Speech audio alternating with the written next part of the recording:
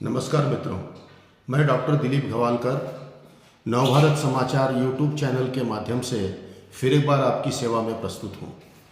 मित्रों, जैसा कि मैंने आपको मेरे पिछले एक वीडियो क्लिप में बताया था कि मैं प्रति माह प्रारंभ में दो किन्हीं विषयों पर आपके सामने अपने विचारों को प्रस्तुत करने का प्रयास करूँगा। तो अब मैं इस वीकेंड में एक विषय लेकर आपके सम्मुख प्रस्तुत हुआ हूँ, जिसका शीर्षक है वादों विवादों के बीच गुलबर्गा विश्वविद्यालय भाग 1।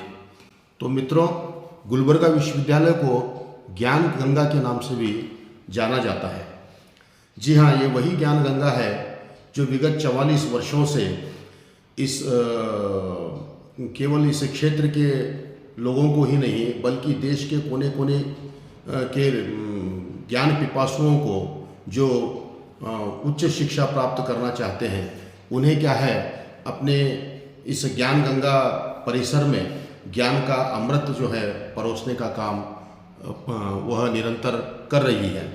तो मित्रों, वादों विवादों के भंवर में घिरती इस ज्ञान गंगा अर्थात गुलबर्गा विश्वविद्यालय के बारे में भाग 1 के अंतर्गत मैं बहुत सारी बातें आपके सामने प्रस्तुत करने जा रहा हूँ।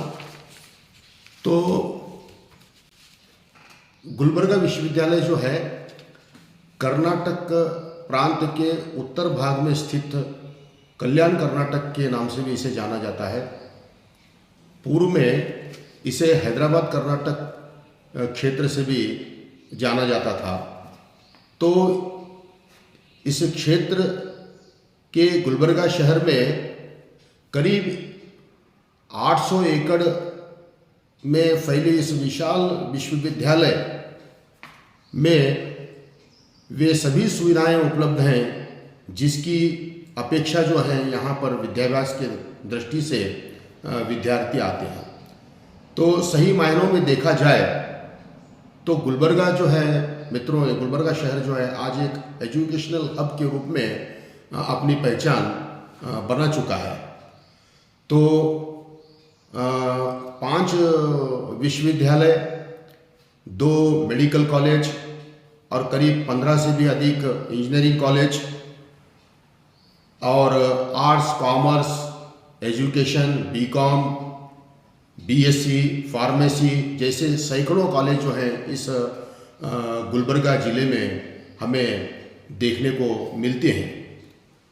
तो वास्तविकता यह होते हुए भी आखिर क्यों गुलबर्गा विश्वविद्यालय की शैक्षणिक और आर्थिक प्रशासनिक व्यवस्था जो है क्यों चरमरा गई है, इसके बारे में मैंने कारण ढूंढने का प्रयास किया है, जिसे मैं आपके सम्मुख रखने का प्रयास करूँगा।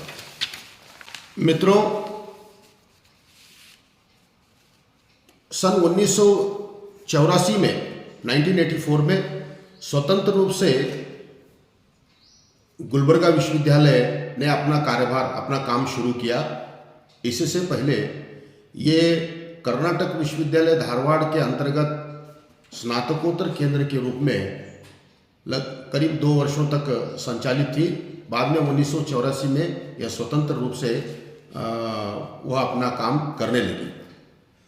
तो जब स्वतंत्र विश्वविद्यालय का इसने दर्जा प्राप्त किया, तब इसके अंतर्गत मित्रों 5 जिले थे: गुलबर्गा, बीदर, रायचूर, कोप्पल और बल्लारी।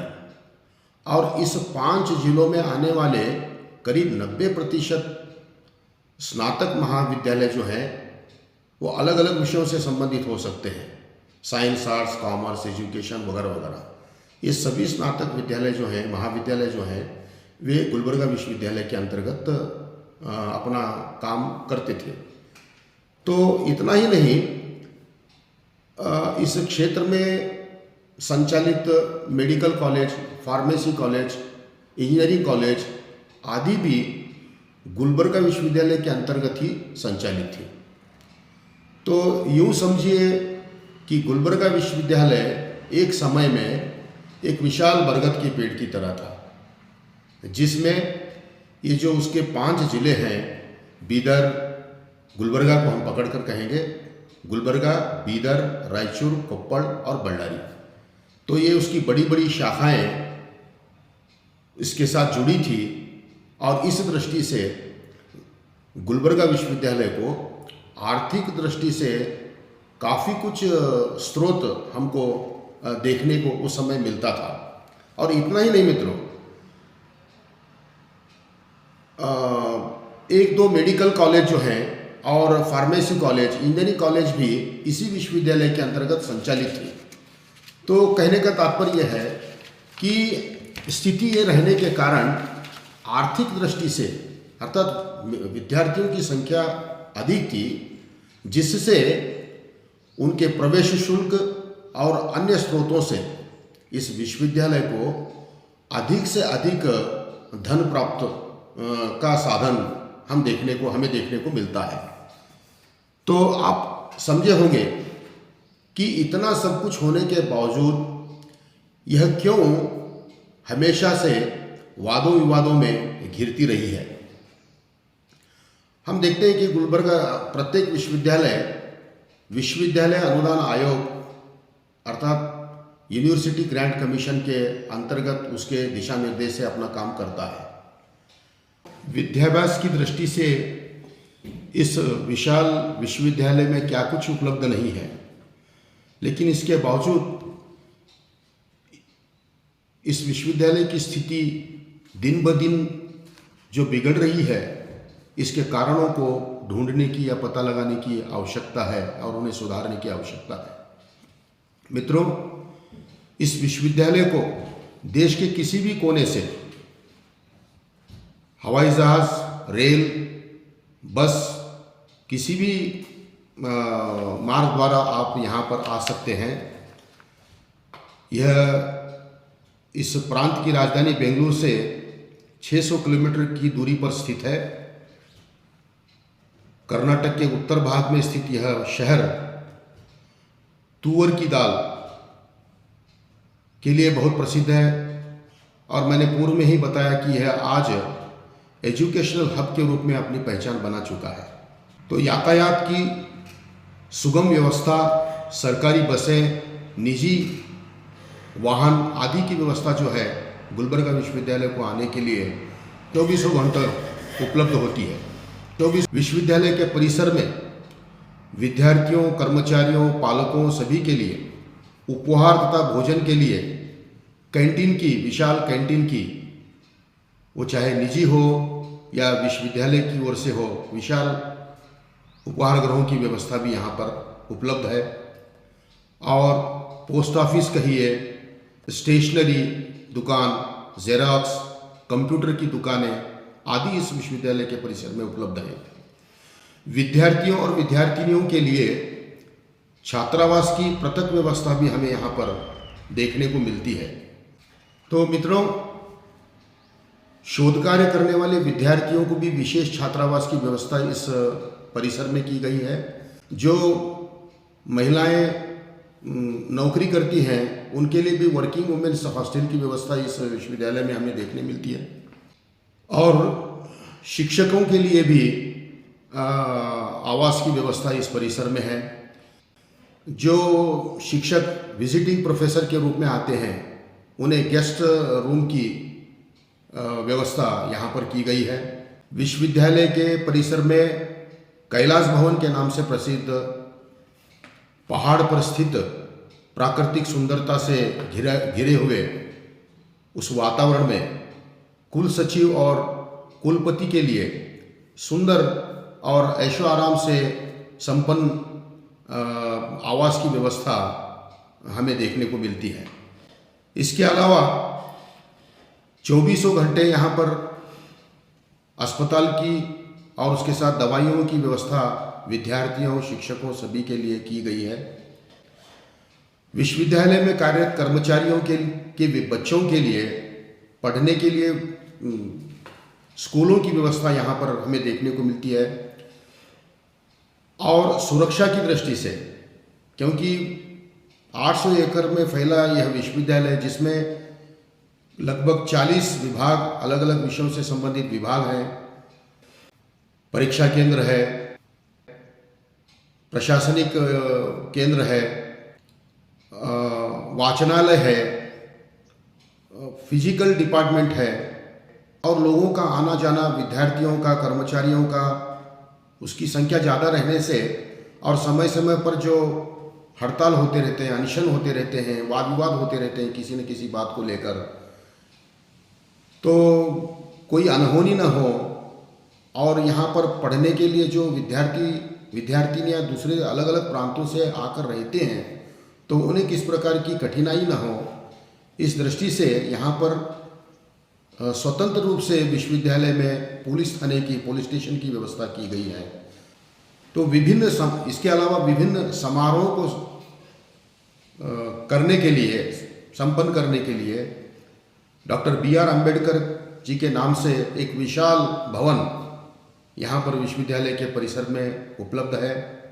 इसके अलावा जो एडमिनिस्ट्रेटिव ऑफिस है, प्रशासनिक बिल्डिंग इमारत, उसमें भी महात्मा गांधी सभागृह और महात्मा बसवेश्वर के नाम से सभागृह, इस तरह से बड़े बड़े सभागृहों की व्यवस्था जो है यहाँ पर की गई है। तो एक समय में इन प्रत्येक विभाग में कम से कम 3 से 4 व्याख्याताओं की व्यवस्था रहती थी, अर्थात लगभग 150 से भी ज़्यादा शिक्षक, असिस्टेंट प्रोफेसर, एसोसिएट प्रोफेसर और प्रोफेसर के रूप में नियुक्त थे।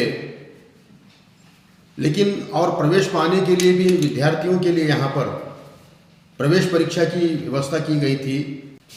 तो हम देख सकते हैं कि आर्थिक दृष्टि से यह विश्वविद्यालय जो है सरकार या किसी संघ संस्थाओं या अनुदान के भरोसे यह डिपेंड नहीं था। लेकिन आज हम स्थिति देखते हैं कि जब इसके अंतर्गत आने वाले जो स्नातक केंद्र हैं वो एक एक करके जब अलग हो गए तो इसका आर्थिक स्रोत जो है वो कम होता गया और मैं समझता हूँ कि यह विश्वविद्यालय आज इसकी स्थिति जो है, जो दिन ब दिन दयनीय बनती जा रही है, इसका कारण, सबसे प्रमुख कारण इसके आर्थिक स्रोत में कमी ही है, ऐसा मैं अध्ययन करने से मैं समझता हूँ। क्योंकि प्राकृतिक, भौगोलिक और आर्थिक दृष्टि से संपन्न ऐसा विश्वविद्यालय इस प्रांत के अन्य भाग में शायद ही हमें देखने को मिले, परंतु आज वक्त के थपेड़े में यह विश्वविद्यालय अपनी पहचान जो है वो धीरे धीरे खो रहा है। फिलहाल मात्र गुलबर्गा जिले में जो तहसील, लगभग 11 तहसील जो हैं, उन तहसील में आने वाले करीब 80% जो महाविद्यालय हैं, उन महाविद्यालयों में पढ़ने वाले विद्यार्थी ही इस विश्वविद्यालय में प्रवेश पाते हैं अलग अलग विभागों में, और अन्य विद्यार्थी जो हैं निजी महाविद्यालय और विश्वविद्यालयों में प्रवेश पाते हैं, जिससे और इन विद्यार्थियों के द्वारा जो शुल्क प्राप्त होता है, वो शुल्क में बहुत कमी आने के कारण, दूसरी तरफ राज्य सरकारों से आर्थिक सहायता समय समय पर न मिलना या सरकार का पक्षपातपूर्ण रवैया, धर्म और संप्रदाय के नाम पर आए तीसरे दिन कोई न कोई एक विवाद बनते रहना, अनशन, हड़तालें चलते रहना, केंद्र सरकार की जो नई नीति है नेशनल एजुकेशन पॉलिसी, उस पॉलिसी को न मानना और विश्वविद्यालय द्वारा बनने वाले सिलेबस को, पाठ्यक्रम को जो है वो बार बार बदलते रहना, तो ये समस्याएं भी जो है विद्यार्थियों को कहीं न कहीं पढ़ने में कठिनाइयाँ पहुंचा रही है। तो मित्रों, अंत में वादों विवादों के भंवर में घिरती ज्ञान गंगा अर्थात गुलबर्गा विश्वविद्यालय भाग 1, अब इसे मैं यहीं विराम देता हूँ। इस भाग में मैंने विश्वविद्यालय से संबंधित एक सरसरी नज़र आपके सम्मुख रखने की कोशिश की है। आपको यह मेरा कार्यक्रम कैसा लगा, मेरा एपिसोड कैसा लगा, इसके बारे में आप अवश्य कमेंट करें और इसे अपने मित्रों को शेयर करें, लाइक करें, सब्सक्राइब करें। आपका सहकार मेरी प्रेरणा बने, इन्हीं शब्दों के साथ आपसे विदा लेता हूँ। तब तक के लिए जय हिंद, जय भारत।